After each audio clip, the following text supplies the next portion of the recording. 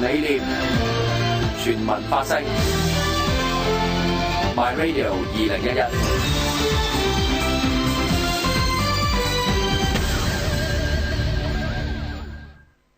日本人就喺你屋企打完之後咧就搶你啲嘢，咁有人幫你啦，喂，我嚟幫你手打走個賊咁。健山部隊絕對唔可以退過黃河，渡過黃河，南渡進入河南，你就死都留喺山西同日本仔砌過。哇！呢個凄涼係咁砌過。就突然間條友咧就行出嚟咯。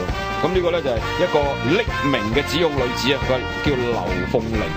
見證100年歷史，從辛亥走到現代中國，與你共同探討歷史樂與怒。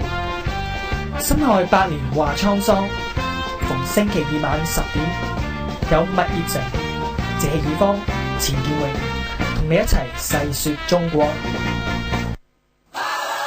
誓約扶傾，義無反顧，四面受敵，貫徹聲嘶力竭，繼續青筋暴現，不平則鳴，只因心係香港。身體力行，隔空發功，黃毓民頻道現在同你剖析政治。好咁啊！今晚咧就冇台長嘅，台長啊放緊假，咁啊好過上一次，上個禮拜四得我一個人唱獨腳戲，咁而家就多個大舊佬喺度，不過大舊咧都好辛苦噶啦。逢禮拜五咧就有佢嗰個人民力量，咁但係佢多數都唔做直播嘅而家，咁佢就自己方便咧，就喺佢自己個辦公室嗰度就錄影嘅、錄音嘅，係嘛？咁但係每次都訪問到啲名人喎，咁下次就李鵬飛係咪咧？要去李鵬飛辦事處訪問。哦，要去佢辦事處去九龍係嘛？咁佢辦事處訪問佢老人家，我哋梗係如遵就教啦，呢啲叫做係咪？咁但係呢個老人家對我哋真係好反感噶喎。咁你要問佢點？即係佢見到我咧就唔講，但係即係我哋唔喺度嘅時候咧，佢就成日喐我哋噶，因為以前就叫人晨早已經叫人哋叫泛民飛我哋噶啦，佢好有遠見嘅，你明唔明啊？咁而家都俾人飛咗啦，係嘛？我哋定係我哋飛人咧？其實我哋晨早飛人咧，使乜佢飛我哋？雙翼齊飛。咁但係而家好曖昧咯。佢而家話即係割席割下又好似冇乜聲氣咁，但係佢當割咗噶啦嘛。唔係佢當我哋割嘅，佢唔想同社民連割啊嘛，係咪？即係其實講到尾，佢係最憎我啫嘛。呢佢真係完全係對人嘅，都唔係對事。因為我哋追擊佢。唔係咁，我哋有2個立法會議員嘛，嗰邊得1個立法會議員啊嘛，咁佢都係都掹住嗰邊㗎啦，係咪？咁但係都冇乜所謂啦，係。嗰邊冇追擊啊嘛，係咪？咁即係追擊係最大罪嘅，原來。係啊，即係踢爆，即係踢爆佢嗰啲所謂就係最大罪嘅。搶佢飯碗，上次講咗啦。即係你打爛佢飯碗喎，你打爛佢揾食。廣東人有句説話：斷人衣食，猶如殺人父母。係好大鑊，所以咁仇恨我哋。咁呢班人係揾食嘅啫嘛，而家即係證明咗係即係揾食嘅啫嘛。其實你睇佢最近都搏命揾食啊，輸咗個選舉之後，而家又揾到個藉口中票啦，又拉人啊，90幾樣啊，咁即係同蘋果夾埋就即係啲新聞做到大一大，咁其實就真係好似到頭來就可能即係雷聲大雨點少係咪？即係我哋以前都分析過㗎啦，你呢啲中票咧要去到一個選舉及舞弊，即係嗰個層次咧，其實要即係定罪，其實都唔容易嘅，因為如果我投票咧，我可以你話投俾邊個都得噶嘛，係咪？如果我投票即係冇辦法證明到你呢個投票係有利某一啲人嘅，咁你又真係好難搞㗎。咁但係如果佢解釋唔到咧，嗱，我諗2個層次啦。第一，即係如果你選舉呈請話基於呢一個嘅舞弊嘅投票而呢個取消嘅選舉結果咧，呢個係較困難。咁但係如果你其他嘅檢控話去虛報地址，呢個一定得啦，呢個已經係觸犯刑事啦。呢個貪污舞弊條例，咦，即係你即係盜用咗個地址或者非法用咗個地址，人去投票啊嘛，呢個表面上都構成一個嘅證據。咁你究竟能唔能夠解釋到，即係你點解用一個唔係你自己嘅地址而用咗嚟登記又去投票嘅話咧？我覺得即係你可能個個中嘅機會唔大，但係如果你加6個裏面咧，其中1-2個中唔出奇嘅。但係會唔會影響京士柏嗰個選舉咧？就仲係言之過早啦。雖然嗰度雖然係爭2票啫，咁呢2票即係同佢相差2票嗰個，你而家好難證明，即係呢啲中票係投俾梁偉權噶嘛？係咪？而家梁偉權係贏呢個即係贏呢個林建文2票啊嘛？係咪？同埋梁偉權佢自己講就話，佢曾經向有關方面投訴過。即係有關啲選民登記嘅問題啊嘛。不過咧，而家我哋就唔去講個別嘅 case 啦，但係即係而家即係你睇到民主黨乘機揾呢個嚟做勢啦，呢輪佢都好巴閉嘅，見報率好高嘅，又選特首，又講呢個種票，咁又有蘋果配合啦，所以呢個金主都算唔話得嘅。唔係，所以你睇又俾錢你使，又幫你做勢，係嘛？互相做勢。係。咁蘋果又好驕傲咁樣以呢個問題佢哋掘出嚟。咁唔係喎，如果京士柏嗰單係東方獨家喎，大佬真係唔好意思。唔係，但係成個嗰個選舉種票，即係嗰個問題最早佢哋篤爆啊嘛，聲稱係佢哋篤爆，咁跟住就即係民主黨喺旁邊開始搖旗吶喊，咁越做越大咯。咁但係即係而家咧就有進入司法程序啦，咁我哋都即係冇必要喺呢度去討論啦，即係咁。但係事實上呢啲種票，所謂種票或者即係有啲人虛報地址，或者喺個地址裏邊出現好多登記選民咧，呢個就唔係今日先至有嘅事嚟嘅。OK，咁另外一單咧就蘋果又做得好大嘅咧，就係嗰個黃春平啦，前中聯辦嘅一個副處長啦，咁佢參選區議員高票當選啦，咁啲人又喺度嘩然咧共產黨喎咁但係個問題咧就係呢個咧就同特首選舉有少少唔同。特首選舉咧就係話你係唔可以有政黨背景嘅，係咪？即係所以梁振英就你搵把槍指住佢，佢都唔會話自己係共產黨黨員噶啦。更何況共產黨喺香港嗰個運作咧係地下嘅，係地下黨嚟嘅，係咪？咁我都講過90幾次噶啦，即係中聯辦呢個系統咧，其實就係即係港澳工委嚟嘅，即係中國共產黨港澳工作委員會嘅，嗰個係一個黨部嚟嘅，即係等於香港係即係一個黨部啦，即係屬於香港特區黨部咁樣嘅。咁但係佢就唔係好似內地嗰啲即係黨部咧，佢係可以公開活動嘅，甚至乎喺一個大樓裏邊咧就掛兩塊牌嘅。譬如話順德市人民政府，咁隔離嗰個牌咧就叫順德市委會，即係中國共產黨順德市委員會。OK， 咁有個書記，咁個書記咧通常就會大過個市長嘅。咁而家喺大陸嘅體制都係嘅，省委書記就大過個省長嘅。OK， 省委書記咧就可以做政治局委員嘅。省長可能就係呢個中央委員嘅啫，呢個有好多人唔知嘅。咁黨永遠係大過個政嘅，咁又但係就即係佢又唔係話個省長又兼省委書記嘅，係咪？省委書記係另外一個人，譬如你黃華華嗰陣時係廣東省省長，咁係嘛？咁另外張德江咧就省委書記啊，咁即係譬如咁樣啦嚇，咁即係嗰陣時即係你個省委書記就始終就係會高級過嗰個省長。咁香港都係嘅喎，咁變相咪即係等於中聯辦嗰個主任咧大過特首咧？咁呢個又另外一個問題，因為香港係特別行政區。咁但係而家你睇到即係呢個黃春明事件咧，就佢已經係居港滿7年，喺香港永久居民係嘛？咁佢去參選咧，呢個就係你係任何人都唔可以即係阻止佢去參選嘅，係嘛？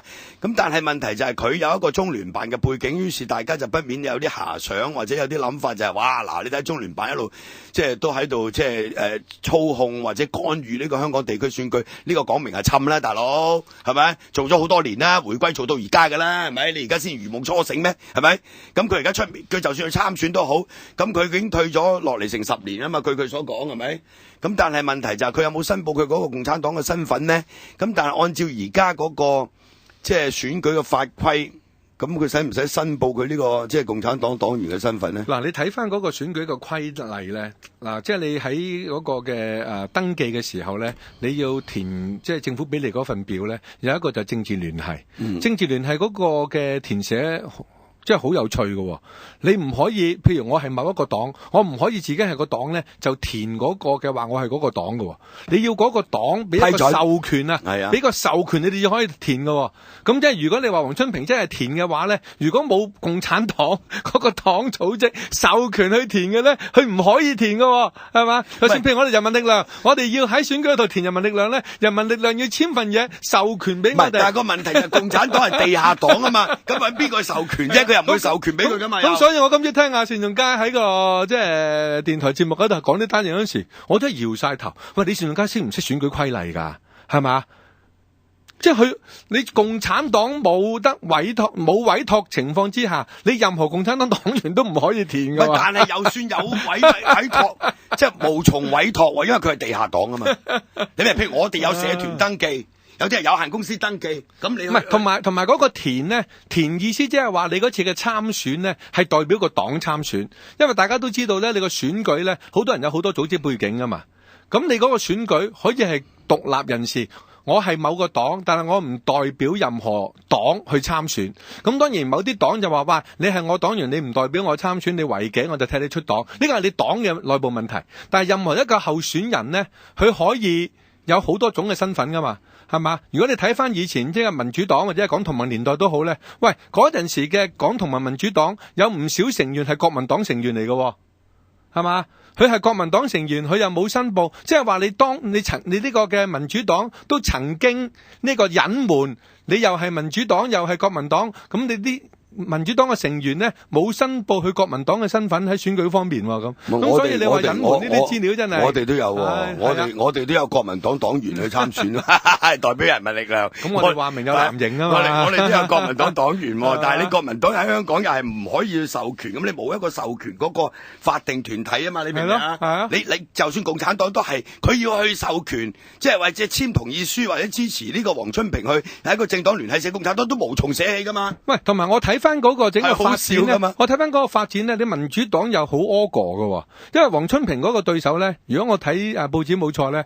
佢個對手又係民主黨嘅成員啊嘛，係咪？係啊，吓，喂，你民主黨嘅成員同佢同區選，你唔知佢10年前喺呢個嘅即係中聯辦即係做噶，係嘛？即係喺呢個港澳辦係嘛？咁所以。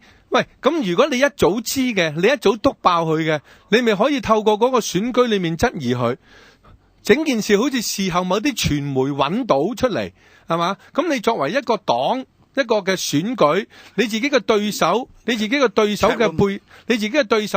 景咧，係咯，你自己嘅對手嗰個背景咧，你要事後透過傳媒至揾到啊？咁所以即係你從翻件事件裏面咧，佢哋而家做到咁大。就係點解過去佢哋完全掌握唔到，同埋睇唔到，同埋完全唔知啊！即係你個對手嗰個嘅政治同埋過去嗰個工作嘅背景嘅咧，咁所以你睇翻嚟講，即係又有啲唏噓嘅，真係係嘛？咪即係呢個咧，即係又好難講嘅，係咪？而家你乜嘢你都攞嚟賴嘅啦，大佬。咁但係佢3000幾票啊，大佬。我呢個肯定好犀利啦！即係其實你而家睇到成個即係共產黨，即係過去一直以來，即係你過去呢10幾年都喺度做緊呢啲嘢㗎啦，係咪？即係07年嗰個區議會選舉就已經表演俾你睇㗎啦。今次2011呢個選舉又再表演多一次俾你睇㗎啦，啱唔啱？係嘛？佢嗰個組織動員同埋佢自己本身喺個地區裏邊過去嗰個經營，即係我哋喺度講過90幾次㗎啦。即係民建聯又好，工聯會又好，呢個新界社團聯會又好，咩九龍社團聯會又好，呢啲全部都係共產黨外圍組織嚟噶嘛，基本上係咪？咁佢過去即係喺地區上面所做嘅嘢，包括啲中新會、同鄉會、商會啊，甚至乎係嗰啲即係小巴商會，噼里啪啦一大堆，都係即係過去咁多年做落嚟嘅基礎。而家你即係民建聯、工聯會嗰啲照單全收噶嘛，係咪？咁呢個冇得講啦，共產黨一定係咁樣做，唔係咁樣做先奇怪啦，係咪？咁但係問題，你今日你先如夢初醒咩？所以你一定係要同佢哋比政見、比政績，係嘛？比個候選人，大家我係俾你優勝，就唔係去賴。唔係，所以你睇到佢最近蘋果同埋民主黨，即係最近呢個2個禮拜連串呢，將嗰個種票同埋有關呢個嘅所謂共產黨參與香港嘅選舉有關嘅問題咧，不斷做到好大，重複又重複咧，其實係呢個製造議題，同埋咧將嗰個焦點咧係轉移到去呢個共產黨喺香港嘅政治參與，將自己投共啊，將自己選舉上某啲嘅失利啊，將自己過去一啲嘅錯失啊，就完全即係呢個嘅推卸啊，唔係，即係完全轉移視線。過去我做電台嘅時候，即係我都成日講㗎啦，即係我哋係唔會相信有一國兩制㗎嘛。咁你而家成日叫人哋捍衛一國兩制就好戇居㗎嘛。一個實情就係冇一國兩制啊嘛，係咪？實情就係冇一國兩制啊嘛，所以我哋唔會相信一國兩制㗎嘛，係咪？而家嘅情況好明顯就話俾你聽，係嘛？一國兩制就即係已經係玩完㗎啦嘛，已經好清楚㗎啦嘛，係咪？咁但係你而家都仲喺度發緊夢，跟住你仲要同共產黨談判，咁啊更加冇一國兩制啦，大佬！你民主黨帶頭投共啊，大佬仲去咩有一國兩制啫？即係呢個真係廢話嚟嘅，係咪？不過無論點都好啦，咁佢哋而家又可以即係乘機即係發圍啦，咁發唔發到圍就即係另外一個問題啦，係咪？嗱，我哋即係覺得今次即係呢個種票事件咧，而家即係有關機構就喺度調查緊，同埋有啲已經係要上法庭嘅。咁啊，跟住陸續亦都有可能有好多即係會被揭發。咁但係而家實際上廉署插手嘅咧，就係京士柏選區嘅呢一個即係相關嘅地方，有啲地址咧就俾人虛報，跟住亦都有人去投票。咁所以 ICAC 就做嘢。咁呢個咧亦都係即係話嗰個選舉咧，亦都出現一個情況，就係嗰個當選嘅人咧，即係只係贏另外嗰個2票嘅啫。咁呢一個差距咧就真係微不足道嘅差距，係嘛？咁呢個差距會唔會因為今次呢個中票事件咧，而令到呢個選舉嘅結果會被推翻咧？咁就我諗，即係嗰個落選嗰位咧，即係民協嗰位咧，即係爭2票嗰位，佢一定就會向法庭咧，即係有個做一個選舉呈請嘅。咁呢個到時咧就由法庭即係去衡量啦。咁我哋又喺呢度亦都費事做一個預測。咁啊，今日咧就大家都梗係好希望我講一個話題，就係亞視即係呢個錯報江澤民死訊事件，罰咗30萬，即係港管局咧就已經有咗個裁決。今日我就睇咗嗰份報告噶啦。咁呢份報告咧就係今日朝頭早10點鐘先發表嘅，跟住港管局嘅主席咧就何沛謙咧亦都有個記者會。嗱，呢個咧就係極不尋常嘅，即係過去咧呢一類即係因為即係電子媒介呢啲持牌機構咧，即係話違反呢個即係電視業務守則。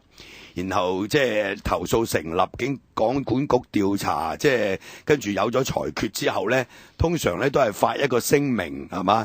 咁然後就算數嘅。咁但係今次咧就舉行記者會嘅，咁即係亦都話預咗你記者會問一啲問題。咁因為事件呢，即係引起好大嘅關注啊嘛，係咪？咁所以咧就港管局就開埋記者會。其實我琴晚就已經知道㗎啦。咁因為我作為呢個資訊科技及廣播事務委員會主席咧，政府咧係會即係預早通知我，然後今日先至話俾你聽，即係發表個報告嘅。當然我哋大家有個默契，就我冇可能我琴晚知道呢個消息，第一時間放料俾啲報館，跟住今日啲報紙咪頭條咯，有啲報紙咁啊瀨嘢㗎啦，我就以後又冇人同我講嘢㗎啦。咁呢個其實就係一個遊戲規則嚟嘅，係嘛？因為我係呢個 ITB 主席，咁佢政府係有責任先話俾我聽嘅，包括你即係廣播處長揾邊個做，咁我都係俾其他人係預早知道少少。呢個傳統政府嗰個機制嚟嘅，嗰個做法就係咁樣。咁但係我睇晒成份報告咧，就發覺咧，其實今次港管局咧就嗱，我必須要即係喺呢度即係好清楚話俾大家聽，港管局呢個調查咧，即係其實都相當深入嘅，係咪？咁同埋佢係可以得出一啲即係結果咧，係我哋呢個資訊科技及廣播事務委員會上次開特別會議咧係揾唔到嘅答案嘅。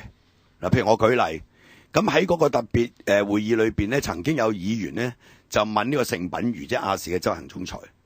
甚至問梁家榮，呢個所謂消息來源呢，即係呢個江澤民死訊嘅消息來源，有冇包括鄺海瑩，即係亞視嘅高級副總裁，王晶同埋你盛品儒？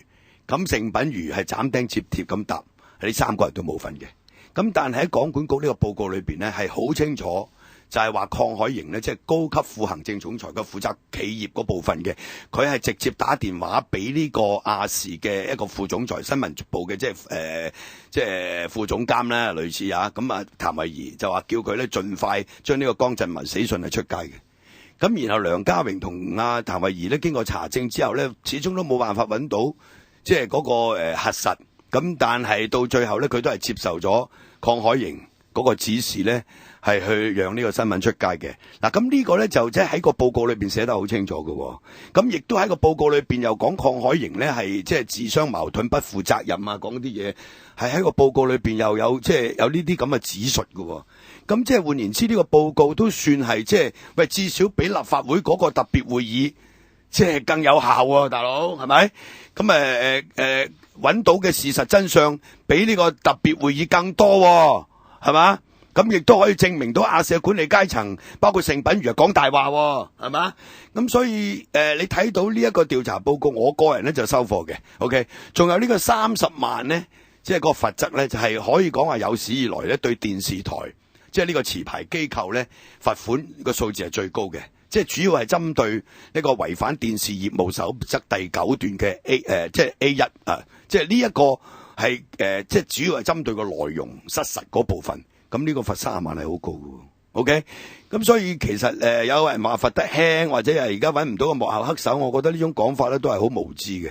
個理由就係個幕後黑手已經係呼之欲出啦嘛，即係我哋用常識嚟嘅已經可以做判斷。喺報告裏邊講得好清楚，江海瑩係咪打電話俾譚慧儀同埋梁家榮啊嘛。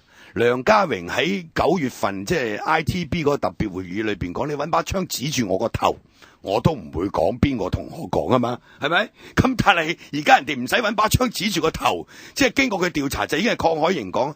咁但係鄺海瑩係高級副總裁，梁家榮又係高級副總裁，點解你要聽鄺海瑩嘅說話讓呢個新聞出街呢？同埋嗰個工作責任，即係新聞責任又唔係喺鄺海瑩嗰度，係咪？唔係，我都唔係講呢樣啊，而係鄺海，你有咩憑咩信鄺海瑩咧？係咪？梗係鄺海瑩話俾你聽，喂，老細叫我嘅，話俾你聽嘅，咁啱啱係咪？明示暗示。咁然後你係接受咗呢個講法啊嘛？呢個好明顯就係咁啊！用常識嚟講，喂，你鄺海瑩同梁家榮個級數一樣，喂，你梁家榮有咩接受你鄺海瑩嗰個講法，然後將呢個新聞出街？冇可能噶啦，用個膝頭哥諗都知啦。所以即係喺個報告裏邊，佢就話冇直接嘅證據證明王晶係即係有份。咁佢話冇證據啫，冇證據意思，冇證據意思就係冇人話俾佢聽，冇人肯出嚟作證。即係話你鄺海瑩只要佢自己攬晒上身係我講嘅，跟住我又有啲消息來源，不過我啲消息來源我就唔話俾你聽，因為嗰個要保護消息來源，呢個係我哋即係專業嘅操守。話你講咩專業操守啊？鄺海瑩新聞部就講呢啲專業操守，唔透露消息來源啫。你講咩專業操守啊？係咪？咁所以基本上係成件事係好荒謬嘅。嗱，我哋得出一個結論係咩咧？就係亞視呢個管理層係不適宜管理亞洲電視。嗱，呢個究竟有冇違反嗰個即係發牌嘅規定咧？即係我哋而家喺度了解緊啦，係咪？咁又係用常識嚟講咧，你基本上就已經係唔適合做呢個亞視嘅管理階層，包括盛品儒同埋鄺海瑩，係咪？嗱，港管個報告度裏邊咧就針對即係話嗰個所謂管理階層干預新聞自由或者干預編輯部、干預呢個新聞部嗰個獨立自主嗰度咧，港管局有個咁嘅講法嘅。佢話港管局咧係唔可以又唔會干涉亞視管理層同新聞部，即係佢內部嗰個權責嘅分工。但係如果亞視嘅管理層出現咗問題，而出現咗呢啲問題足以影響亞視作為一個持牌機構應該履行嘅責任嘅時候，港管局咧就會介入調查。嗱，而家初步睇到成個報告就係你亞視管理階層出了問題，係咪？你出了問題而影響你作為一個持牌機構應該去履行嗰個責任，你出咗問題又影響到你履行嘅持牌機構履行嘅責任，咁呢港管局就應該跟進嘅。嗱，我而家嘅做法就係喺下個禮拜一，即係 ITB， 即係我哋資訊科技廣播事務委員會嘅例會上邊呢，我就加一個議程，同埋將個會延長1個鐘頭，由原本2個鐘就延長到3個鐘，就比較我哋走去開特別會議呢，就更加有效。因為你如果開特別會，下個禮拜都未必開得到，係咪？咁所以呢，就我哋就個議程一改再改啦。原本12月12號禮拜一呢個 ITB 即係呢個資訊科技及廣播事務委員會嘅例會就傾2個議程嘅，一個呢，就係香港電台嘅人力安排。咁呢個主要就包括香港電台要增加一個副處長，另外就係話而家要公開招聘一啲公務員咁但係我哋曾經就要求政府，你喺招聘呢啲公務員裏邊，可唔可以俾而家現有喺香港電台呢啲合約嘅即係僱員呢係優先申請嘅，係嘛？咁呢個亦都有好多即係工會嗰啲人提出嚟嘅嚇。咁譬如好似謝志峰，佢係主持呢個城市論壇，佢係合約嘅。咁如果佢要轉做呢個公務員，佢又要參加公開招聘，係咪？咁我重新考過，可能個職級仲低過而家咁，係嘛？咁呢個議題咧就會喺呢個例會裏邊傾嘅。另外一個咧就係關於社區廣播嘅，就係因為而家有咗數碼廣播，香港電台又攞咗個數碼廣播嘅牌，咁就佢咧就變咗多咗好多頻道，咁於是大家就要求即係香港電台要做一啲即係開放一啲頻道咧做社區廣播嘅，就讓啲即係其他嘅即係少數族裔啊、弱勢族群啊就可以即係利用呢啲頻道啊。嚟做節目啦，係咪？咁啊，具體嘅做法係點咧？咁就要嚟我哋呢個事務委員會傾下，跟住政府就會做一啲諮詢咁樣嘅。咁但係呢2個議程咧，而家我哋都要改啦。咁因為咧，之前我就已經臨時加咗一個議程，就係周融同埋吳志森被炒魷事件。咁我就擺咗喺下個禮拜一事務委員會嘅議程裏邊排第一嘅，咁然後我就即係加1個鐘咁樣嘅。咁而家咧我就將呢個亞視即係廣管局嘅調查報告，即係我哋又要開一個議程，我哋就擺落去呢一個下個禮拜一個會度。咁原本嗰2個議程咧，我就只能夠將其中一個暫時擱外，就順延到下一次會。咁但係由於社區廣播咧就佢比較急啲，咁所以我哋都仍然擺喺呢個下一個禮拜一嘅例會度嘅。咁即係換言之，下一個禮拜一嘅例會就傾2個突發嘅議題，一個咧就係2個港台主持被炒魷事件，另外一個咧就係亞視呢個新聞部即係錯報呢個江澤民死訊事件。咁但係你期望嗰個傾亞視嗰單嘢下個禮拜會有咩結論呢？嗱，我哋結論就唔會有㗎啦。咁就廣管局嘅主席佢要嚟講啦，咁就俾我哋啲議員問下佢，譬如有啲仲有啲疑竇未開嘅，咁咪叫佢解話咯。咁另外我哋會邀請呢個鄺海瑩同埋盛品如嚟嘅。我哋今日晏晝已經正式通過秘書處咧，就要發信邀請佢哋出席呢一個會。嗱，如果佢唔嚟，我喺度同大家預告，我哋一定會提一個動議譴責佢嘅。OK， 同埋我哋會要求政府繼續跟進亞視呢件事，就係而家啲相關嘅管理階層已經係不適合管理亞視。OK， 呢個不適合管理亞視咧，就係你如果即係一係你就因為你下次發牌你要根據呢個嚟做一個權衡。但係頭先你講過一部分就係話，即係如果亞視嘅管理層已經唔適宜，即係繼續管理呢個持牌機構嘅話咧，港檢局係有權力繼續跟進噶嘛？梗係有啦，係嘛？我哋要佢跟進啊嘛。係咯，可以要佢跟進咯。佢而家咧就係喺江澤民死訊誤報事件裏邊就已經完噶啦。OK， 因為佢而家仲查緊就黃晶究竟係咪有管理亞視嘛？嗰係另外一個查緊噶。唔係兩個層次問題，一個層次問題就係即係嗰個嘅不合理干預一個新聞部嗰個嘅即係運作啊嘛。第二就係個誠信問題啊嘛。嗱，嗰個不合理干預咧，即係喺個報告已經講清楚啦，佢唔會理你呢樣，唔會理啊嘛。係啊，唔會理嘅。但係誠信問題，但係我哋而家講嘅管理階層係不適宜管理亞視，就係話。但係個誠信問題咧，咪就係不適宜管理咯。係咯，咪就佢誠信有問題，咪不適宜管理咯。不適宜管理嘅話，如果你喺個持牌嗰個，即係作為一個持牌機構，你就應該炒咗呢2條友㗎啦。咁所以如果呢個港檢局已經提咗呢點，而亞視喺行政人員嗰個重組方面冇任何嘅處理，唔係，所以我哋要佢嚟解話亞視都要嚟解，因為亞視佢可以不服呢個裁決又上訴㗎嘛，可以再係咪反對佢呢一個，甚至乎可以 JR 㗎嘛，所以其實呢單嘢仲有得拖嘅。休息一陣。好，共同理念，全民發聲 ，My Radio 2011。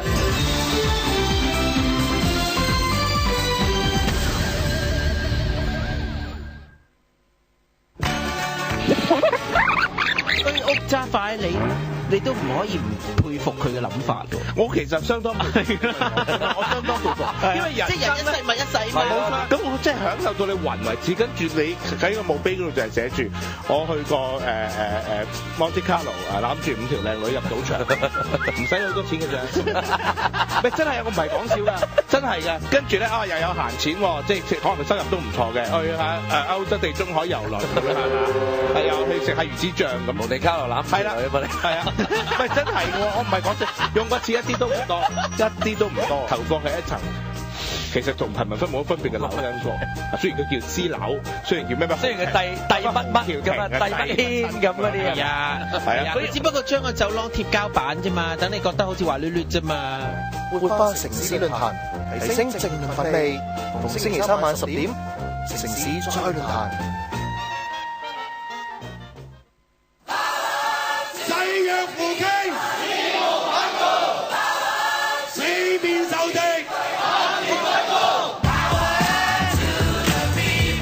貫徹聲嘶力竭，繼續青筋暴現，不平則鳴，只因心係香港。身體力行，隔空發功，黃毓民頻道現在同你剖析政治。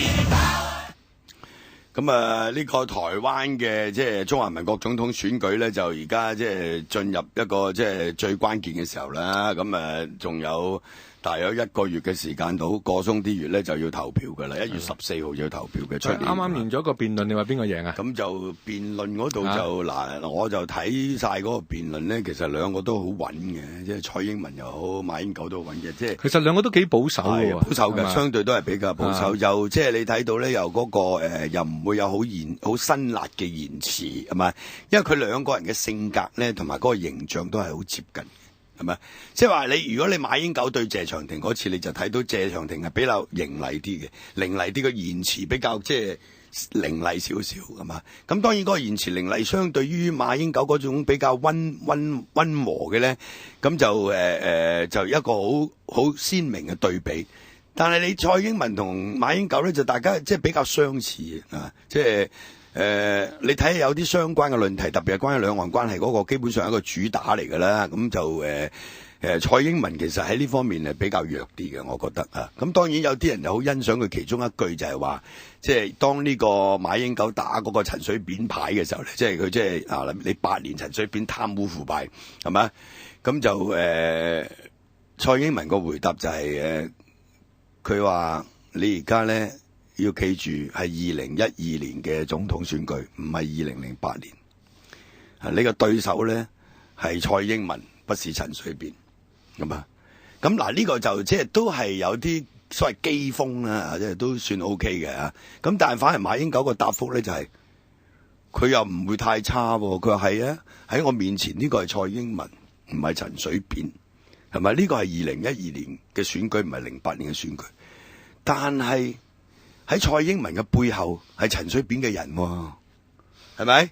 咁唔通人民咁容易忘記過去呢8年陳水扁執政嘅情況咩？咁嗱，所以即係你睇到即係各有各嘅，即係嗱，佢好即係好溫和嘅，相對嚟講唔會好凌厲嘅。咁但係就大家都即係暗藏譏諷嘅啊，所以嗰個辯論其實就有啲人就覺得悶。咁我哋比較熟悉即係嗰個台灣政治嘅，我又覺得唔係太悶。反為呢個宋楚瑜佢要左右開弓，左右開弓就變咗左右之絕，都唔知講乜好，係咪？咁你要揾一個理由叫人投票俾你先得㗎，大佬。咁講嚟講去就係，喂，呢兩個都唔掂，你選我啦。咁但係人哋個個都知道你係唔掂啊嘛，大佬，選你選你又實唔會贏㗎嘛，係咪？咁但係多咗個宋楚瑜之後呢，個選舉又要比較好睇啲，同埋會比較緊湊啲，多元化啲比較緊湊啲。咁其實即係我哋撇開即係話究竟邊個贏對台灣比較即係好啲啊！咁呢個我哋就唔去評論呢樣嘢啦，係咪？咁因為如果你一評論呢樣嘢咧，你就一個好明顯嘅政治傾向㗎啦，係咪？譬如香港你劉銳紹之流啊，或者即係親即係中方嗰啲就梗係即係暗示最好係馬英九贏啦，因為蔡英文咧即係共產黨又信佢唔過啊，係嘛？咁啊如何噏一大堆呢啲嘢啦，係咪？咁但係我哋覺得我哋喺香港嚟講咧，我就樂觀其成嘅，即係樂觀其成嘅意思就係話台灣嗰個民主政治咧已經係即係越嚟越成熟。OK，今次個選舉咧，即係當然都有一啲負面嘅文宣，但係就唔係太多。所謂 negative campaign 咧，就比過去係少好多嘅。嗱，呢個亦都係一個進步嚟嘅，係咪啊？即係我哋係會睇呢啲。咁另外就兩個人個選舉工程咧都做得唔錯嘅，大家都係向年青人訴求嘅。喂，但呢個係策略嚟嘅。頭先你講咗兩點咧，一個就係話嗰個嘅選舉嗰個負面嘅攻擊較少啦，同埋佢呢一次嘅論壇咧，兩個都係較為即係平穩嘅嚇。咁呢個好明顯，如果就喺選舉策略上咧，兩方面都喺度爭緊中間遊離票。好明顯好明顯係，同埋爭取年青人係啦，爭取啲手頭族。中間遊離票，你用激進嘅詞句，好似我哋喺香港俾人揼到開花啦，死緊。咁所以如果你要攞中間遊離票嘅咧，一定係用溫和嘅態度。所以嗰啲基本教義派喺今次又冇市場，你明唔明啊？即係冇市場咁啊！但係我哋即係唔可以咁樣比較咯。即係如果你揾我哋嚟比較，又係比而不論。人哋嗰個係全部選舉噶嘛，大佬。唔係我知啊，但係你逢親選舉咧，你一定有一個嘅你每一個嘅活動，每一個嘅競選嘅即係活動，你都有一個嘅目標噶嘛？你針對嘅選民係邊一個？當然啦，但係即係話我哋嘅情況就有少少唔同啦。但係我講台灣呢次選舉，你見到佢兩個總統候選人咧，好明顯。即係我成日講一樣嘢，就係佢而家嗰個民主政治越嚟越成熟噶嘛，選民亦都越嚟越成熟噶嘛。呢個好簡單嘅道理啫嘛，係咪？大家偏激嘅所謂統獨咧都冇市場噶嘛，係咪？呢個就好清楚噶嘛，因為你呢個選舉係台灣2300萬人去決定噶嘛，總共有1500萬人去投票噶嘛，唔係好似我哋香港個雙英噶嘛，即係你而家嗰邊嘅雙英同香港嘅雙英一比較，你就應該汗顏啦，老實講。1200人，喂，你千幾萬人，1200人同埋1500萬人去投票，仲有呢兩條茂利，真係日日喺度壓嗰啲電視版面、電台嘅 airtime 同埋呢個報紙嘅版面，呢個真係過分咧，呢個係即係侮辱香港人。同埋我哋要洗眼啊！睇嗰兩條契弟，你明唔明啊？真係要洗眼啊！講句難聽啲，你尤其是呢個梁振英揾個老母抬個老母出嚟，又紮腳又咩膠花穿膠花，我嗰日先喺把酒當嗰度講，我老母慘過你9倍啦，啱唔啱啊？攞嚟講係咪？即係已經去到一個無恥嘅地步。嗱，跟住就接連出嗱，而家最近頭條新聞出嗰個，佢話人哋剪接，又話人哋斷章取義。哇！你當年6.4你冇譴責過共產黨咩？係好清楚邊個斷章取義啊！擺上網啦，佢唔係擺上網，最近頭條新聞啊，係頭條新聞做一個即係回顧啊，講佢以前講過嗰啲嘢啊。喂，佢話人哋係將過去一個片段擺落嚟，我呢個唔回應。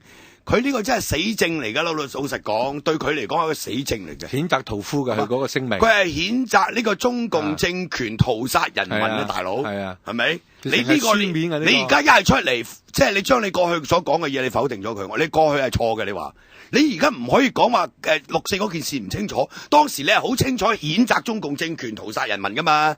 係咪呢啲咪契弟啊？呢啲你有咩誠信可言啊？係咪？你明知呢個人你會抽出嚟講，成日喺度講嚟講去3幅被。關於6.4問題咧，我都講過好多次啦。我今日又唔重複啦。咁屌你講乜撚嘢啊？而家喺度係咪先？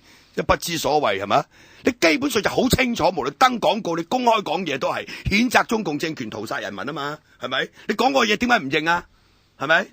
你咪認咯。你話當時我睇錯咗，我認為佢錯誤判斷，我錯誤判斷。而家我醒啦，祖國繁榮就係全靠殺人咁啊嘛。點解你咁契弟嘅咧？係咪先？所以我哋到時去衝擊呢個契弟嘅時候，我哋要叫佢譴責屠夫政權，係咪？將佢嗰段嘢整條大橫額，整個大橫額出嚟，係嘛？梁振英嘅，係嘛？要整一個大嘅橫額，係就係梁振英呢段說話嘅，加埋佢張相，係咪？6.4屠城啲相，因為叫佢否定咗呢段歷史，係嘛？你既然可以講得你老母穿膠花，係嘛？你老母紮腳。咁而家唔該你老母，你講埋89年你講過呢啲說話啦，你老母係咪？好簡單啫嘛，係咪？係咪同樣嘅情況啫嘛？你係攞過去嘅歷史嚟為自己做戰腳啊嘛？講我老母幾辛苦，你係貧寒出身嘅，而家就即係成功故事啊嘛？咁你話不如講下你以前89年講過嘅嘢咯，咪又係歷史嚟噶？呢個係，所以呢啲係契弟。我話俾你聽，講完係咪？即係你話俾呢啲人做特首，香港仆緊街。我話俾你聽，係咪？即係呢個，所以我哋對呢個小圈子選舉咧就深惡痛絕。係嘛？咁然後你就喺度污濁我哋嘅，即係你污濁我哋嘅版面，係嘛？你即係喺我哋個即係大氣電波，你即係俾你啲咁嘅人喺度噏嘢咧，基本上就係即係令到香港市民係受罪。喂，但係最近你見到咧，即係雙英啊呢個豬同埋狼喺度搞緊嘢啦。但係另外咧嗰啲嘅選委咧喺度爭緊咧，亦都係即係不落亦符嘅，真係。咪啦，呢個就係小圈子選舉嘅罪惡啊嘛。係咪呢個小圈子選舉嘅罪惡啊嘛？即係。小圈子選舉嘅罪惡喺呢次你咪睇得清清楚楚咯。咁然後民主派包括民協同民主黨係嘛兩個契弟都要參選特首啊嘛，係嘛？佢哋係為呢個罪惡去即係背書啊嘛。同埋好多啲專業咧，啲社工又好，醫生又好啊，即係嗰啲嘅律師又好，大律師又好，哇！家下用到個 Facebook 咧，同埋用個 YouTube 咧，喺度宣傳自己啊，即係要剛又自己搞啲連線咧，又喺度選嘅。唔係呢個就大家都係要攞嗰個即係攞嗰個籌碼㗎啦，係咪？咁但係即係呢種選舉係即係一種倒退嚟㗎嘛。咁所以12月11號嗰個選委會嘅投票日，我哋都要搞下佢喎。係啦，係嘛？即係搞雙英諸兒同搞嗰啲咁嘅。我哋搞雙英，跟住我哋就要搞呢個即係人機啦。好嘛？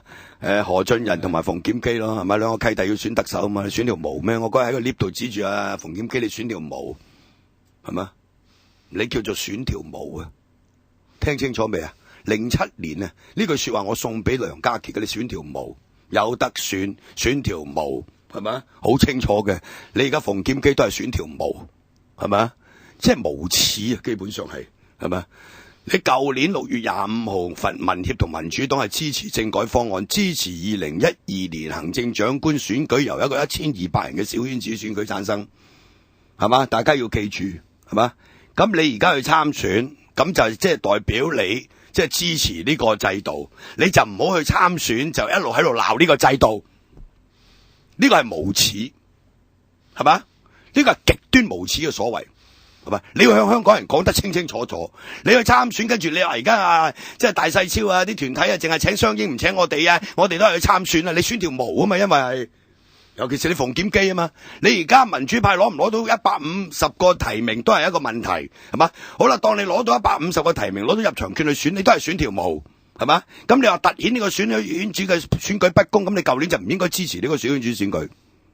呢個好清楚嘅。咁我哋參與即係啱啱嘅區議會選舉，凸顯即係呢一個嘅不公，凸顯你呢班偽民主派嘅，你又要同我割席，係嘛？哦，你就譴責我哋，又話我哋係民建聯 B 隊，係嘛？咁所以即係佢哋嗰班友咧，永遠係將自己嘅利益擺喺第一位，任何嘢影響佢個利益嘅咧，佢哋完全唔理嗰個原則同埋民主嘅立場嘅，佢哋永遠係用佢哋本身嘅利益，我嚟衡量一切嘅道德同埋一切嘅選擇嘅。呢個係好過分㗎啦，即係不過啲人啊，慢慢佢博香港人唔記得啫嘛，所以我哋咧就真係聲嘶力竭啊，都要溫馨提示香港人係嘛，唔係你唔好當佢哋真係民主鬥士或者為香港爭取到民主係咪？你基本上就成班都係契弟嚟嘅。所以最近嗰個種票事件又好啊，同埋你黃春平嘅事件等等都好咧，佢哋不斷係重複做大喺度推。係嘛？咁變到佢咧？咦，佢哋就係民主派嘅代表，佢哋就係人民嘅英雄。嗰啲咧就共產黨嘅打手，嗰啲就共產黨咧係扼殺呢個民主嘅罪人咁。佢哋自己嘅罪行，佢哋自己呢一個令到民主倒退啲嘢咧，就完全可以當冇事發生咁。嗱，我今日咧即係有時睇到啲傳媒咧，就即係當然我哋都見怪不怪嘅，不過又好笑嘅咪。今日咧我就即係當呢個港管局開記者會之後咧，就有好多電子傳媒啦，係嘛，文字嘅傳媒揾我啦，即係我接受訪問嘅，包括係 TVB 啦嚇，呢個有線啦 Now 啦，係咪？咁就另外就香港電台就新聞部打咗俾我啦，商台新聞部今朝早又打咗俾我啦，咁另外有南華早報啦、星島日報啦、明報啦、東方啦，係咪？蘋果就冇 ，OK 啊？咁就講呢個即係港管局呢一個報告嘅。咁佢哋呢啲人揾我呢個道理好清楚嘅，就因為我係諮詢科技及廣播事務委員會主席，係嘛？等同你呢個花園街事件第一時間揾涂謹申，因為呢個保安事務委員會主席。咁好啦，咁就今日港台自由風咧就又係講呢個話題，但係佢哋冇打俾我，咁然後有啲九唔搭八嘅人，即係訪問一啲九唔搭八嘅人喎。咁我就覺得真係好好笑，好奇怪喎，係咪？咁即係你唔切身俾人炒魷魚，有時諗下，即係我幫你做咩咧？係咪先？即係我幫係幫嗰個，即係所謂言論自由定幫咩咧？係咪？喂，根本你有時都大細超㗎啦！你成日你都係放入去電話，唔係民主黨就民建聯嘅，你有幾可訪問我嘅啫？所以有一次我已經吉佢㗎啦，係咪？你俾劉慧卿喺自由風度喺度大鬧人民力量，但係你又唔去訪問人民力量回應，於是我 send 咗個短信俾佢，我話你任由劉慧卿喺呢個節目度抹黑人民力量，但係你唔俾人民力量回應，你同李慧玲有咩分別？係咪？但李慧玲唔使，李慧玲唔使炒，李慧玲繼續有工作，有咩分別啊？係咪先？冇分別啦，大佬！而家你行出嚟喺度喊，哇！早啊，即係嚟得好快啦，係咪？乜嚟如何啦？即係講到自己好凄涼咁樣。即係有時諗下咧，即係有時真係嘅自作孽不可活嘅。我話俾你聽好多嘢，係咪？唔係，所以大班好早前已經講咧，喂，撐咩香港電台啫？撐港台好笑，因為大班講咗好耐嘅，佢話呢班友為自己份工嘅啫嘛，你如果去為嗰個言論自由，為呢一個嘅香港人民嗰個民主前途咩？係嘛？唔係最離譜就係你而家你周融同吳志森俾人炒魷魚，呢個工會麥麗晶冇講嘢嘅，咁但係當你嗰個空降一個 A.O. 落嚟做廣播處長，你就喊打喊殺，係咪？我嗰陣時喺城市論壇都要講啦，夠姜你哋就集體辭職或者罷工。抗議，即係話政府空降一個 A 落嚟做廣播處長，你又唔夠膽，係咪？跟住有議跟住我仲要開個特別會議招呼你班人俾你講，俾你問個處長，係咪？咁但係你麥麗晶係咪雙重標準咧？點解吳志森同埋周融俾人炒？你作為工會你又唔出聲咧？嗱，呢度咧，我諗佢哋冇個高層咧。喂，真係好簡單，咪又係為咗自己份工，係咪？佢哋啲高層咧，即係基本上或者資深嗰啲咧，冇邊個夠膽出嚟咧？因為家下有佢哋唔少所謂嗰啲嘅資深嗰啲咧，有部分都係仍然合約制，或者有部分咧可能有機會升嗰啲較高級嘅職位。咁任何一啲即係呢個資深嘅人衝出嚟話你政府唔啱啊，或者係表示某啲問題嘅話咧，喂，可能影響佢日後個晉升機會，或者影響佢由呢個合約員工轉為呢個公務員嘅。因為將來即係任何呢一個審批咧，都要好睇佢即係嗰個表現，或者會唔會被視為一啲搞笑或者激進嘅人士。咁所以其實你睇翻落去，喂，同呢個泛民一樣嘅啫，係嘛？即係佢哋又為自己即係嗰份工，其實呢個港台唔少裏面啲人咧，都係為咗自己份工嘅啫，又係搵食。所以香港啲有時幾凄涼嘅啫。所以即係嗱，嗰啲網友即刻講啦，吳志森今日打俾張文光，再打俾涂謹申，咁點關佢哋咩事咧？係咪？點解唔關個資訊科技廣播事務委員會主席事咧？因為你係黃毓民，所以呢啲咪契弟咯，又係講句難聽啲，咪又係自我閹割。而家有喊都冇用啦，啱唔啱啊？但係我都繼續幫你唔使驚，係咪？即係已經唔係第一次。唔係啊，因為佢覺得咧，你同呢個政府咧，即係冇乜談判嘅條件，同埋冇乜即係力啊嘛。民主黨同政府傾咧，有得傾咧，可能即係佢要拜託民主黨咧，要即係同政府傾咧，可能就係有機會可以唔係你實在太過分啊嘛！你譬如你今日吳志森，你訪問兩個都係民主黨嘅，你都唔問我，係咪？兩個都係民主黨，你一個民主黨，一個民建聯，一個公民黨都做話，係咪？你都唔問我，係咪？係咪好奇怪啊？你話，即係你冇權話事，監製話事，係咪咁咧？又唔出奇喎！即係陳燕萍話事，梗係唔會啦，大佬，係咪？佢要話喂打俾毓民，佢都要打啦，大佬，啱唔啱啊？係咪先？即係有時呢啲你睇到。即係好好笑咯，悲哀嘅啫，係悲哀，係嘛？即係第二次世界大戰一個古仔啫嘛，又係講嚟講去又係嗰個古仔，你講過啦。嗰個阿馬田成日用嗰個。咁到最後邊個幫你啫？即係你開頭殺呢個嘅即係天主教徒，殺呢一個嘅猶太人，後尾殺到去殺埋工會嘅人，係嘛？後尾殺到去嘅時候就冇人幫佢咯。同樣嘅道理。同樣道理啦，係。即係當然佢哋今次俾人炒就同我哋當年大班同學嗰個情況就即係好唔一樣啦，嗰陣時係咪？即係個時勢都唔同噶啦。喂，好怪喎！我嗰日訪問阿林旭華咧，佢係話呢個吳志森係陪葬嘅啫，真正要喐其實係喐阿周融嘅，係借勢咗埋志森嘅啫。你話呢個有幾多成真咧？我真我真係真係唔識講係嘛？究竟係咩理由咁？我都係嗱，佢話呢個周融嗰度有兩個問題啦，一個咧就係佢過去唔少嘅言論，特別佢申請呢個處長嘅時候，好多言論咧令到呢個嘅即係港台裏面好多高層咧係極度不滿覺得呢條友咧即係冇理由可以喺港台咁當然佢某啲嘅言論，啲人覺得咁高人工根本就唔夠班做呢個位，係嘛？即係啲分析能力又弱其實就主持得差。我想講個唔係秘密嘅秘密講個唔係秘密嘅秘密俾你聽啊！港台呢啲節目主持人工係好撚低嘅。但係相對地，佢算高噶嘛，係嘛？相對地，即係同你同大班比，梗係低啦，大佬。當年係好低。但係如果即係吳志森一個禮拜做5晚都係得個幾皮嘅啫，你真係幾凄涼嘅啫。做5晚嘅大佬，5點鐘做到8點啊，3個鐘啊，大鑊過皇上朝頭早啊，你明唔明？嗱，講起皇上咧，上次即係陳偉業唔喺度，我哋唔係我最早建議㗎，你興致勃勃，見到老蕭又講，係啊，見到萬必又講，我係有份推，係咪？然後你就覺得好容易嗱，我試下揾你做2日朝頭早啊，係咪？我起唔到身，我5點鐘起唔到身，咁即係我係貓頭鷹嚟，我咧就起到身，係嘛？即係你係非常之好關照，係嘛？我而家都頭痛緊，琴日我同我老婆講，我老婆問我係咪黐咗線。我琴日同佢通電話嘅時候，我要做朝頭早節目，咁我老婆第一個反應就係佢話你係咪黐咗線？咁我話唔係黐線，咁第一我梗係要撐下皇上。嗱，我當年嘅建議係咁嘅。第一呢個晨早節目唔係我最早推嘅，但係嗰段時間咧，我就突然間引起，我都問所講，我見到人我都推噶啦。嗰段時間，我就話網台即係人網要做晨早節目，但係我建議咧就要有一隊人全職做啦。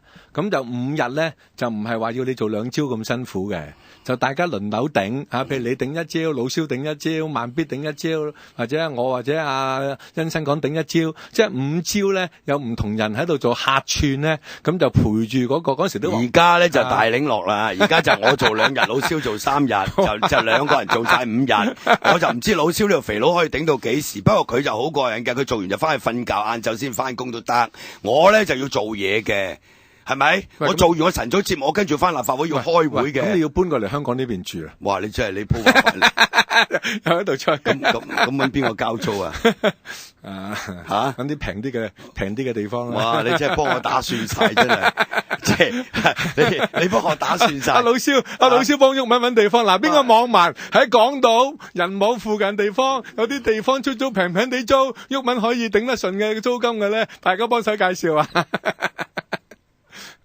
因為辛苦啊，朝頭早。喂，我住得仲遠啊，大哥，我離島啊，真係吓，船都冇咁早開啊，真係。咁你住喺離島，咁啊點啫？都冇關係噶嘛。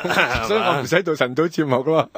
所以你而家好開心啦，因為你搞到我又好 happy 啦，但係我又冇乜所謂啦，試下啦，即係可以做得幾多就幾多啦，咁但係事實上真係個人咧就唔可以剁開9碌嘅，係咪？唔係㗎，唔係呢個啱㗎。你2朝老蕭3朝咧，頭嗰個零月咧，要你啲重量級人馬撐住，係嘛？令到佢嗰個嘅晨早節目咧，即係可以真係攞大佬開花結果啊！咁你唔可以即係整個早朝天下係整咗變咗係風，即係你即係呢個老蕭同我嗰個節目嘅結合體係嘛？即係風也蕭蕭同郁文踩場嘅早晨版咁啊！大佬唔同㗎喎，喂，你嗰陣時做節目，你唔同節目都有唔同嘅取向、唔同嘅講嘢模式㗎啦，好專業咩？你同老蕭係嘛？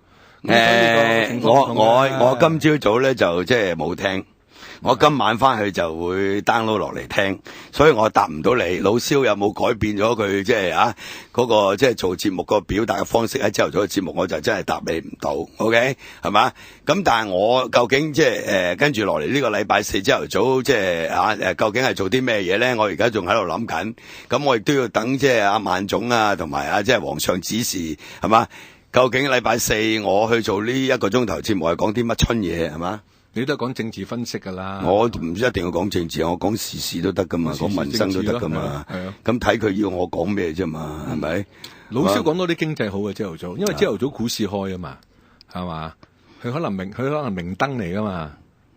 但係而家就嗱，今日咧就因為我未聽啦，咁我又睇到啲人嘅反應都其實唔係太差嘅。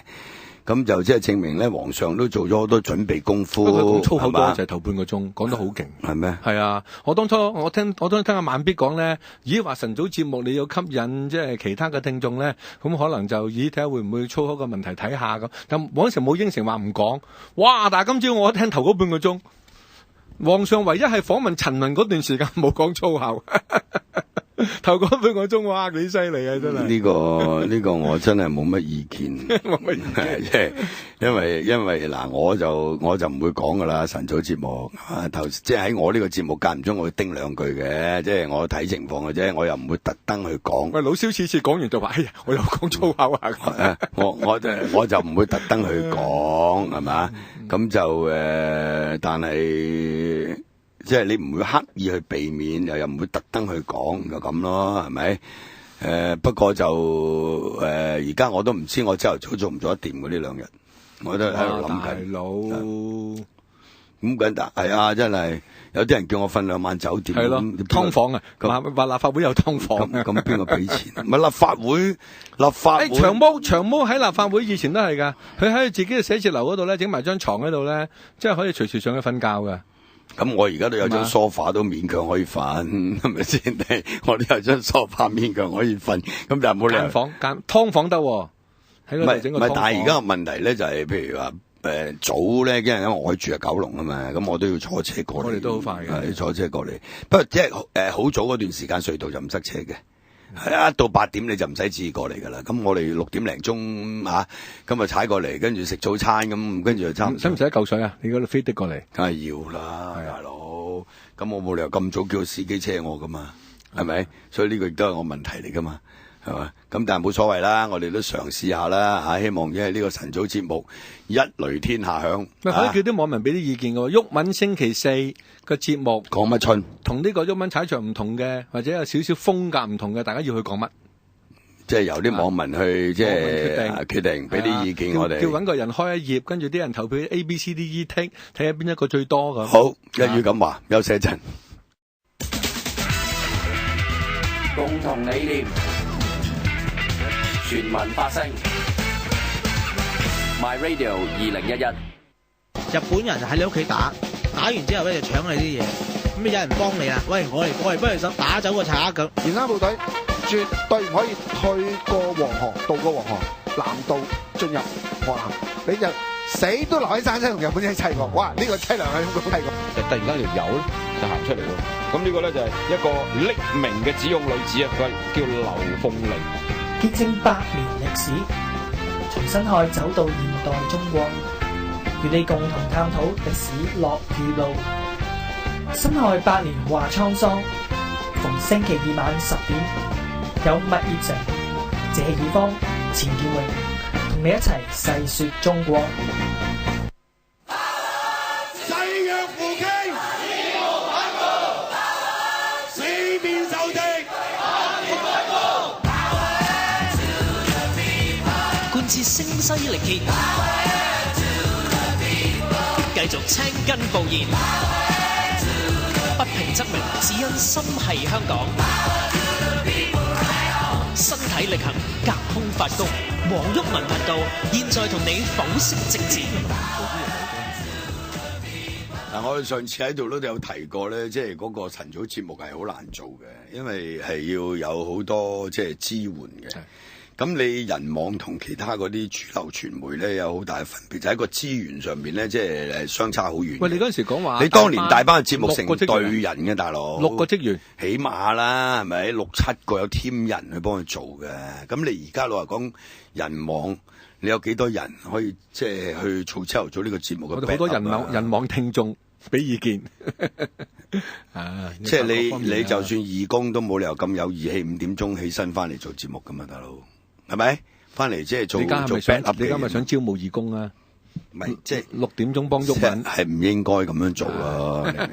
阿 B 舉手啊，第一個舉手啊，係唔應。佢話6點鐘翻嚟幫你，係唔應該咁樣做嘅。即係你係好難嘅，所以即係我哋都好擔心嘅，因為你要一個禮拜5日嘅，你一定要持續落去嘅。所以呢一開咗個頭咧，你就真係。你要能夠持續落去係唔容易嘅，即係我會比較擔心呢樣嘢嘅，係咪？咁但係即係大嚿就個人好樂觀嘅，嗰啲無可救藥嘅樂觀主義者嚟嘅。仲有咧，我成日形容佢係一個風水佬嚟㗎嘛。風水佬畫一畫泥水佬擔到頭都白啊嘛，就係咁解啊嘛。呢個即係廣東話俗語最有意思嘅啦。你諗下你指手畫腳嘅啫嘛，風水佬。而家你哋睇風水都係㗎，佢收你好多錢。咁家產佢就話呢度要換啊，嗰度要改啊，話拆咗埲牆啦。咁我話拆咗埲牆喎，真係拆咗埲牆你就旺㗎啦。咁拆咗埲牆喎，係咪即係之類咧？咁而家啲人就醒好多噶啦，唔使拆埲牆，不過就做啲咩咁咯，係咪？咁啲風水佬咧就最好噶啦，即係你日冇得查噶嘛，冇得話佢嗰個講法啱唔啱噶。總之你信，你就要做噶嘛。咁啊大嚿一話做晨早節目一定得啦，每人1萬咁啊，咁我唔關佢自己唔做喎。咁而家就得我同阿老蕭兩個做喎。我唔夠份量，我未夠份量做。唉，即係我哋即係泥水佬，係嘛？即係呢個就風水佬。咁但係咧嗱，皇上咧即係佢應該好有韌力嘅嚇，即係呢位年青朋友。係咪有使命嚟㗎呢個？應該好有韌力。佢唔係淨係抌你份工啊！佢話同埋咧，即係你要將成個即係網台咧，即係通過一個晨早節目咧，可以將個網台即係嗰個形象咧係改變嘅。因為你做網台其實真係散收嘅，又唔準時啊，係咪？唔準時開咪都好似冇乜所謂啊！嗱，我哋而家就好準時嘅，係咪？唔準時開咪又冇乜所謂啊，爭一個人又得啊，跟住 send 個短信嚟，我今日頭暈啦，唔理咁又得啊！如果你咁都得咁，咁如果我又頭暈，咁呢個節目冇人做，係咪？即係你冇 discipline 嘅，講句難聽啲就係網台就係咁噶啦，又粗口爛舌啦，係咪？又唔使有準備嘅，如果你冇資料空口講白話都得嘅，即係咁樣嘅。咁但係你呢一個節目咧就唔到你咁樣啦，係嘛？正如我上個禮拜講，唔可以憑常識去做節目，要用知識同埋經驗。如果單憑常識去做節目咧，你就唔可以做5日嘅一個禮拜。我而家話俾你聽，係嘛？咁個問題就係話你點樣去持續落去？所以如果佢做得到，呢個未嘗唔係網台一個大嘅突破，我覺得係嘛，係唔容易嘅。所以呢個風水佬咧都唔係冇貢獻嘅。如果呢個節目可以持續落去嘅話，即係呢個係網台一個好大嘅突破，就唔係好似而家我哋呢種做法。嗱，過去咧即係無論 MyRadio 好人網好，係太過依賴幾個人做節目，然後呢幾個人加埋嗰個收聽率就等於即係成個網台一半以上，係咪？即係呢幾個人就包括潘少春啊、黃毓民啊、蕭若元啊咁。佢如果是但有兩個頭暈身慶啊咁，係嘛，咁我網台唔使做啦，係咪？咁所以而家呢種咁嘅改革咧，或者呢種咁嘅形式咧，其實係可以令到香港人網咧個發展空間仲要闊少少啊。所以我就即係樂觀其成嘅，但係就係好辛苦，係咪？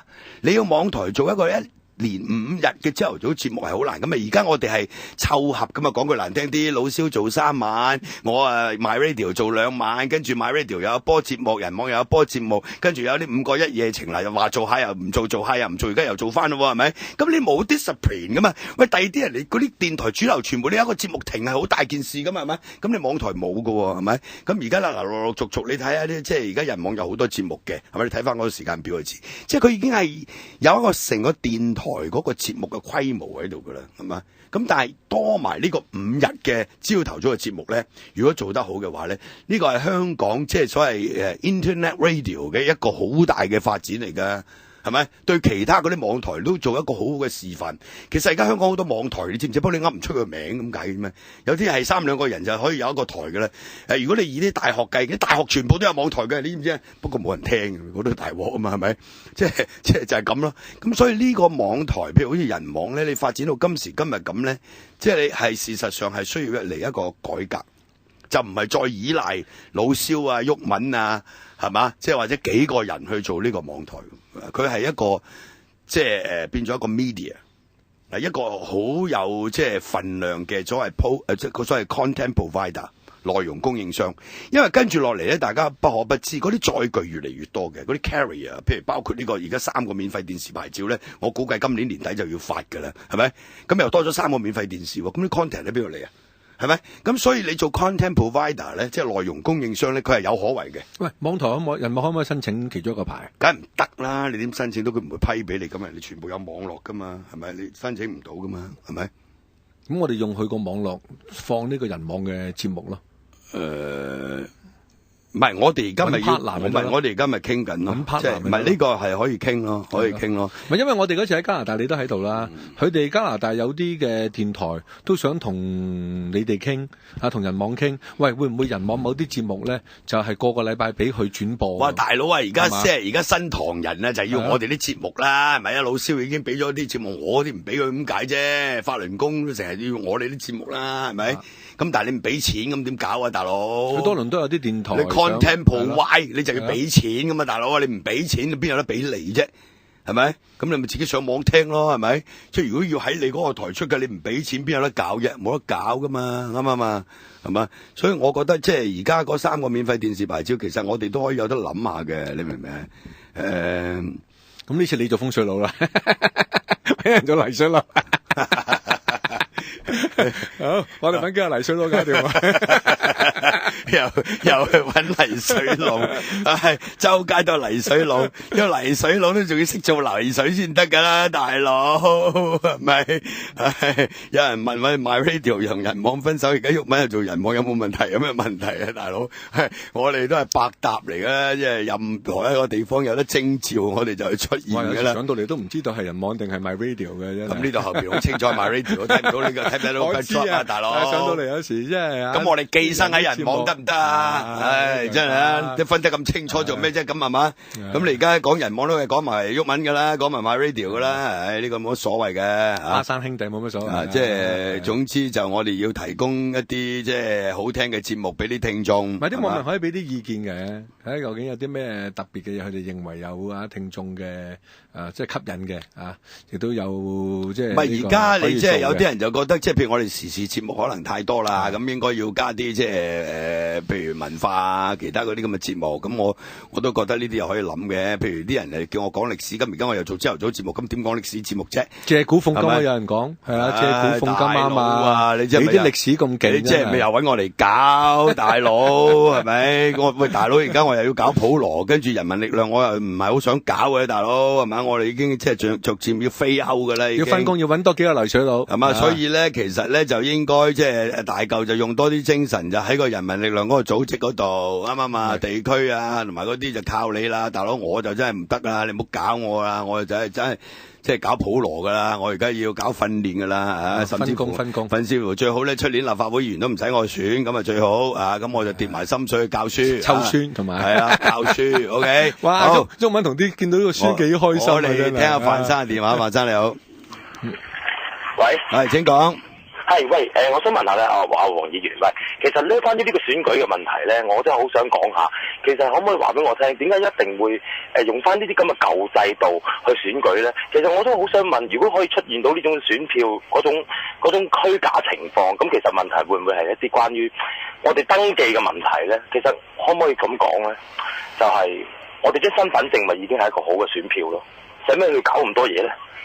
我呢個老蕭嗰個建議咯，老蕭就話根本就唔使搞呢個選民登記，係啦。你張智能身份證其實已經有晒你嘅嘢啦，根本冇得走。咁點解可以發生呢啲嘢？係咪政府唔想我哋再做呢啲咁嘅選舉咧？其實嗱喺台灣咧就佢唔需要做選民登記嘅，咁佢你滿18歲有戶籍就得噶啦，因為佢有個戶籍即係制度嘅。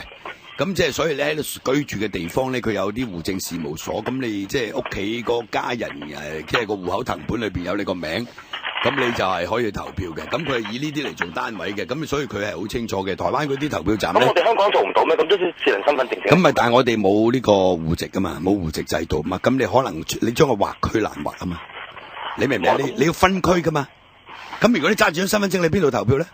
你係投俾邊個選區咧？明唔明我講咩啊？咁你已經住，你係申報咗，已經係住邊度？因為有啲身份證係冇居住地址噶嘛。係啦，你即係有身份證唔代表你居住地址噶嘛。台灣啲身份證就一定有地址，同埋佢同嗰個戶政係結合噶嘛。你明唔明？佢有戶口制度啊嘛，要登記戶口噶嘛。咁所以佢就唔使做，佢就唔使做選民登記啊嘛。但係我哋如果揸住張身份證去投票就唔得噶嘛，因為你投邊個區先？係嘛？哦，你今屆就投港島區，出年我想投毓民，我就行去九西。即係法律上唔係唔可以改，法律上你可以改到咁嘅，你可以用80幾年到依家，哇！你都唔去改，唔係啊嘛？你嚟緊咁多選舉。你唔通你成日都咁樣出現呢啲咁嘅假選票，喂，仲成世界嘅？嗱，阿范生嗰個意見其實可以考慮嘅，就將嗰個身份證嗰個申報咧，同個選民登記結合。咪就係咯，根本就好。就你可以一舉係啦，係咪先？就可以落下呢個邱騰華講啊嘛。但係范生，即係你講嗰個問題咧，就算我用嗰個嘅地址同身份證結合咧，唔係表示嗰個中票問題唔能夠出現，同時都可以出現嘅。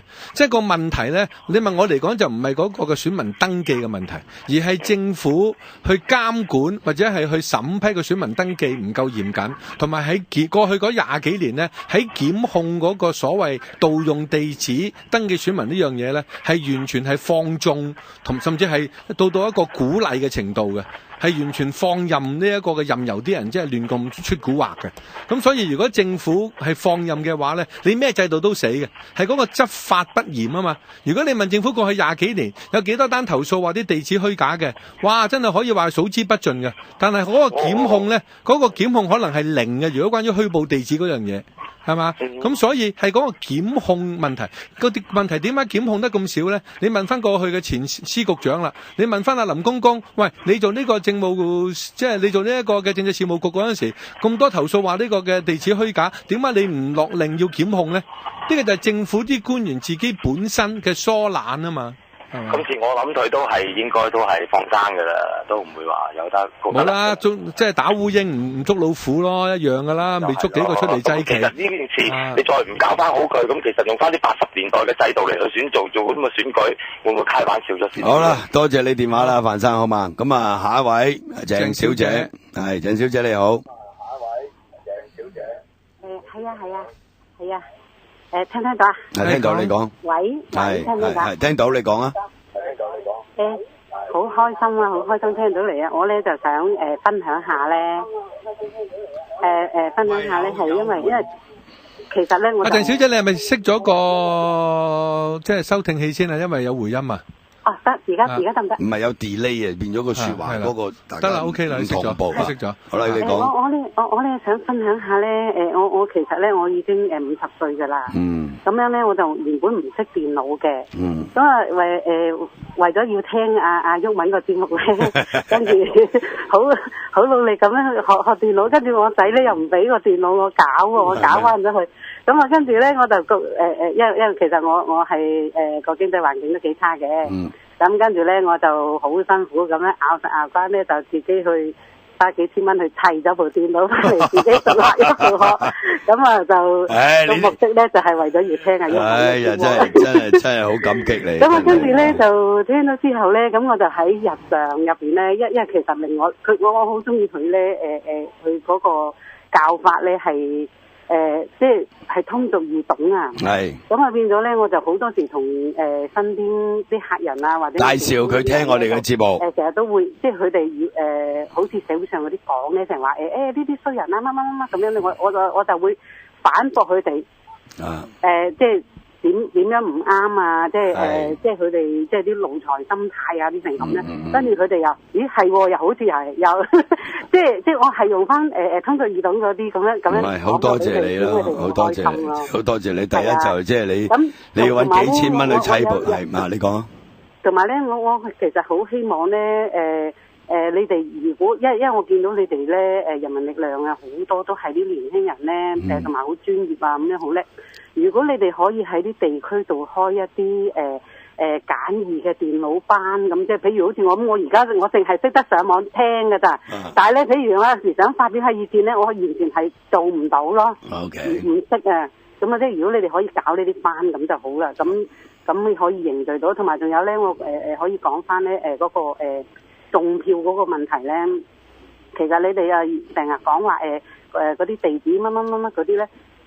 我驚你哋會中咗佢哋計啊，因為點解咧？如果你要你嗰個選票嗰度咧，如果要攞地址嘅話咧，譬如好似我仔咁樣，我仔年滿18歲嘅時候咧，佢已經係即刻做埋自動選民噶啦。咁但係咧，如果你要提供地址咧，好多時啲地址嗰啲證明咧，年輕人咧係冇噶嘛。咁變咗你哋會好蝕底咯，因為咧你哋人民力量呢啲咧好多都係啲年輕人嚟㗎。如果到時你真係要好具體攞地址嘅時候咧，我驚咧到時真係個選民反而你哋流失咗，會蝕底咯。明白，即係會中咗佢哋個計嘅。明白，好多謝你電話，多謝你，多謝鄭小姐。嗱，嗰個即係選民登記嗰度咧，就而家提到話可能要即係用自主證明啦。咁呢個我哋會反對嘅，因為呢個係行唔通嘅，你明唔明啊？即係正如頭先鄭女士所講，譬如啲細路仔咁，佢滿18歲可以登記做選民，咁但係咧。即係你要佢攞自主證明，咁佢又冇份交電費，冇份交水費，係嘛？即係冇可能真係攞唔到自主證明㗎。咁佢咪可以做即係選民咧？呢個係一個好大嘅問題嚟嘅，所以我哋唔會贊成呢一種做法嘅。咁另外頭先鄭女士提到咧，佢係好辛苦咁樣要即係儲幾千蚊去砌部電腦嚟聽我哋啲節目咧，就呢個真係非常之令人感動嘅，係嘛？如果早知道咧，我幫你砌一部啦。唔係，即係如果真係啲網民有一啲咁嘅情況咧，真係想要部因為要收聽人網嗰啲嘅電腦咧，唔使好勁嘅電腦啊，普通得有好多朋友換電腦咧，佢嗰部電腦其實可以收聽到人網嘅節目嘅，咁所以如果有啲真係要嗰啲咧，同我哋聯絡啊，同我辦事處聯絡咧，因為我哋有時有啲人喂，咁如果有1000幾百人，咁唔得啦，咁譬如你即係譬如你3-5個，唔係我哋喺地區上有時有啲街坊問要部電視，唔係我哋做過㗎喎，我哋成日喺地區做㗎，譬如個街坊係中門嘅，好慘嘅，要個洗衣機，要個電視，我哋咪出海報咯。喂，邊個有舊電視、舊呢個嘅即係雪櫃可以捐出嚟嘅？咁有嘅，我哋咪送俾個街坊咯。啊，當然唔可以即刻有啦。咁但係透過呢啲方法有時得㗎。嗱，其實我哋而家咧即係經過即係呢幾年咧，即係個網台嘅發展同埋我哋啲節目咧，即係越嚟越多人聽咧。咁即係我比較開心嘅就係有時我喺街度撞到有啲人咧。即係你睇佢樣係唔似上網嘅，即係唔好意思，我都唔似啊！即係有啲阿伯啊，你明唔明？佢真係走埋嚟同你講，啊，你節目好聽，我你幾時聽我節目啊？大佬，我冇做電台好耐咯，我冇做電台好耐咯，你幾時聽我節目？喂，我一講完之後，我自己都唔好意思，真係得罪咗呢個阿叔添。其實阿叔可能即係成日都上網嘅，都未定啊，係咪先？咁我有時坐的士又試過有啲的士佬同我講話，佢聽我節目㗎喎。係咪？咁我初唔係好為意嘅時候，就以為佢即係講我以前，我都好多年啦，大佬。喂，嗰日有個網民咧就俾咗份資料我哋嗰日嗰個嘅即係集思會嗰陣時咧，佢喺深圳咧買咗部細細地嗰啲嘅儀器咧，可以即係插喺個 iPhone 嗰度咧，就可以播呢個 FM 嘅頻率嘅。咁嗰架車咧就可以即刻用 FM 咧收到即係嗰個嘅 iPhone 播出嚟嘅人網節目㗎喎。咁可以喺車即刻播嘅，又幾好喎！嗰個儀器，嗰個叫做即係嗰啲咁咩收音機咩播放器咁，插喺 iPhone 嘅，佢話100零蚊嘅啫。咁可以叫阿老蕭考慮下咧，專係送俾啲的士司機同埋送俾啲小巴司機有 iPhone 先得噶嘛？係啦，有 iPhone 至得，係有 iPhone 至得。如果唔係就唔得噶嘛，係咪？如果佢冇 iPhone 係唔可以。佢嗰部有可能有其他系統都得啦。佢嗰部就係 iPhone 嘅，但係我諗有其他嘅即係手提電話咧，即係我諗類似嘅嘢應該會有嘅。咁如果即係人網嘅節目要推廣可以推到去呢一個嘅小巴司機啊、的士司機嗰啲多啲聽咧，可以即係乘客都可以聽埋咧，可以用呢個系統嘅真係。咁就我哋希望多啲人聽嘅，當然就係咁呢個，即係而家都想緊辦法，盡量令到即係話嗰個覆蓋比較闊啲啦。咁你畢竟你都係用 internet 噶嘛，係咪？你唔係而家嗰啲即係主流傳媒或者用大氣電波嗰啲，佢係有個。即係佢個覆蓋係即係 AM 或者 FM 佢波段裏邊佢係即係全香港，即係好多人都可以收聽得到嘛。咁所以呢個都係始終都係小眾嚟嘅。咁但係小眾得嚟咧，我哋已經算係好多人聽嘅，係咪？係啦，嗰個叫做 FM transmitter 係啦，即刻有人講啊，係啊，嗰啲好快好平，係啊，咁所以真係諗下點做。咁唔係我哋其實要推動一下嘅。咁呢個我諗人網咧，即係阿萬必佢哋自己會度噶啦。呢個即係咪要令到多啲人可以聽到人網呢？呢個係佢哋嘅責任嚟嘅。我哋負責做好個節目就得噶啦。繼續做風水佬。你做風水佬，我做泥水佬。一講起佢做風水佬，笑得幾開心啊！呢條友你睇。喂，你而家阿老蕭嘅節目啊嘛，陰陰笑，即係開咗張牌之後，跟住我哋就要去做，跟住你就哈哈哈咁。我都幫緊，盡量幫手，盡量幫手。點樣盡量幫手啊？咁不如你做一招，我做一招啦，好唔好啊？冇，我未有咁嘅份量講嘢啊嘛。點會未有？唔係嗱，你哋唔舒服咧，我哋就頂。係嘛？你一個禮拜我大吉過你細，你試過你又唔舒服。嗱，譬如你要去即係美國啦。咁如果真係要需要嘅，係要講下立法會嘅嘢嘅。我美國兩個禮拜。係咯，咁我哋咪間中頂一兩次。咁吊頸都唞下氣啦。聽講話你都好似西班牙、葡萄牙喎，大佬。哇，講咗10幾20年。係咪？你透露我嘅私隱。你都係西班牙同葡萄牙。你透露我嘅私隱係咪？咁你聖誕節個個即係田雞過河係嘛？不過我哋兩個要田雞過河，下一句係咩啊？各自硬咯，各有各硬。唔係，我哋要錄2集啊！嗱，要講得好少少俾大家，因為當初我哋諗住聖誕新年嗰段期間同咗嗱呢個又係風水佬，我諗住唔做嘅，佢就係都要我錄。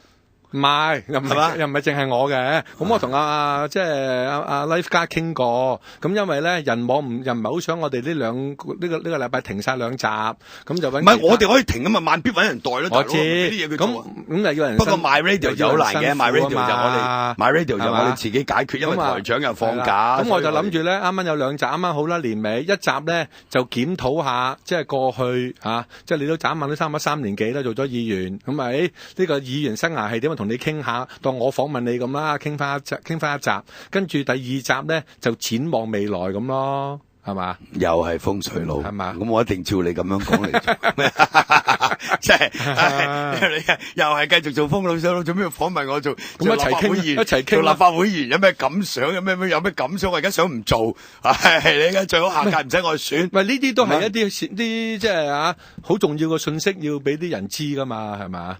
咁有啲咩得着啊？唔係而家咧，我想話俾啲網友聽咧，有時你真係一年到晚咧，你都應該俾我哋放下假，咁你就會即係懷念下我哋啊嘛，啱唔啱先？係咪？咁你唔俾我哋放下假，你唔會懷念。喂，你講緊呢樣嘢，好似啲人要死咁，似懷念啊，大佬。喂，咁死有乜所謂？即係我即係套用阿詹叔，即係生前同我講一句說話，我哋貪生而不怕死，唔係貪生怕死，要貪生而不怕死啊！我早即係上個禮拜走去送呢個許冠英雞鋪啦，係咪咁啊？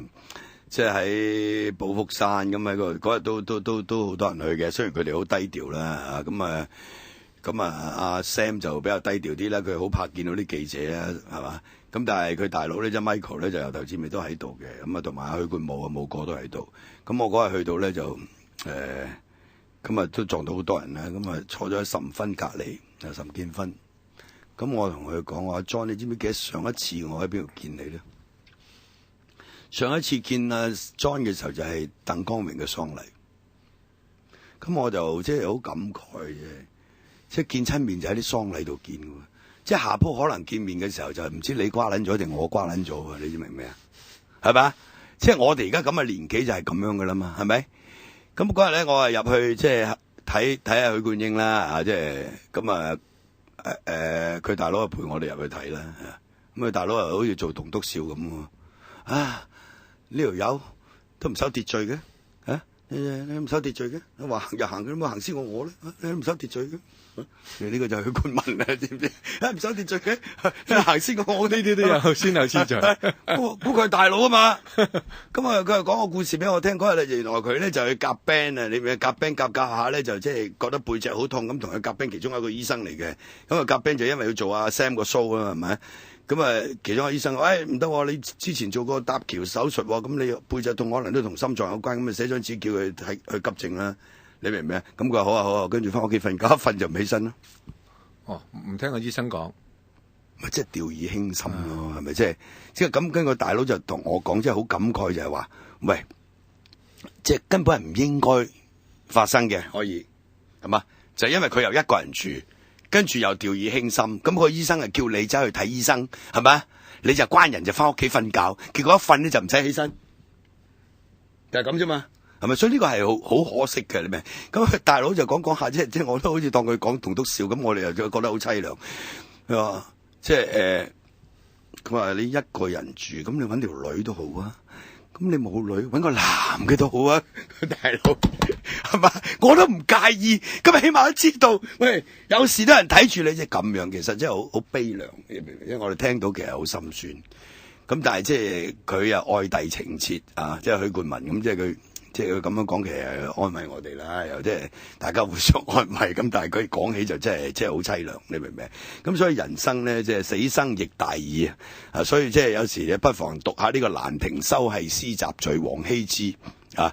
即係呢個真係呢一篇，即係亦都係一篇即係文學上，即係中國文學上一篇真係巨構嚟嘅。即係你真係即係講個生死人生啊！即係嗰個。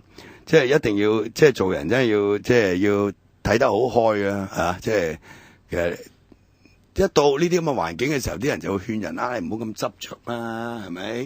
咁但係我哋唔執着又唔係人嚟，大佬。兩樣嘢嚟嘅，做嘢嘅原則同埋有啲問題或者人生。我唔可以，因為我就遲早會死，跟住我而家就乜嘢都求輪期嘅，即係又唔得嘅，大佬。即係生存個目的嚟噶嘛，大佬。我又唔可以咁嘅，即係我諗下，啲人就成日勸我嗱，毓民你睇下嗱，隻雞鋪又唔喺度啦，咁你咁執罪做咩？做人吓最緊要開心。屌你盲我都識講啦，呢啲係咪？我就係好唔開心啊！咪而家係咪？好唔開心，我而家好唔開心，我就要做啲嘢，做完開心啲啦。好似我追擊完何俊仁輸咗都開心噶嘛，係嘛？你叫我唔追擊，係嘛？真係好遠。唔係我認識嘅大舊，你今次輸得係好唔開心咯，冇得扮開心。屌你係咪？你係輸得好唔開心，同埋做咩要輸到咁樣？你就好唔開心，又自己成個人個意義問題。當然個結果梗係唔開心啦。但係當你諗翻嗰個意義嗰陣時，你覺得你呢世人，我都話我選咗17次。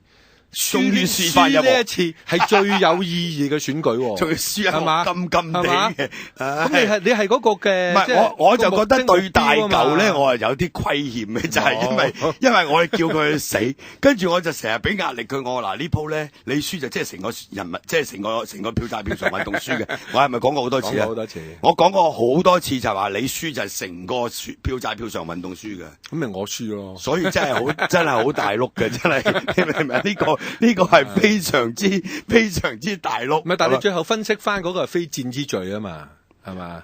你睇翻係成個形勢啊，成個形勢啦，即係成個客觀嘅形勢對我哋都係好不利。哇！從冇試過歷史上香港開埠以來一面倒針對一個團體有咁強大嘅打壓，從未試過。11月6號到而家眨下眼咧，就1個月啦。咁我哋都捱過咗啦。時間係最好嘅靈藥啦。唔係最近我重組地區個反應幾好喎。佢話係啱啊，大舊你落嚟多啲地區啊咁，個地區啲反應開始有啲反應喎。係啊。失敗乃成功之母啊嘛，自己安慰啊嘛，禍兮就福所倚，福兮禍所伏，係嘛？塞翁失馬，焉知非福？呢我再講都仲有嘅，係咪？好，時間差唔多，拜拜，拜拜。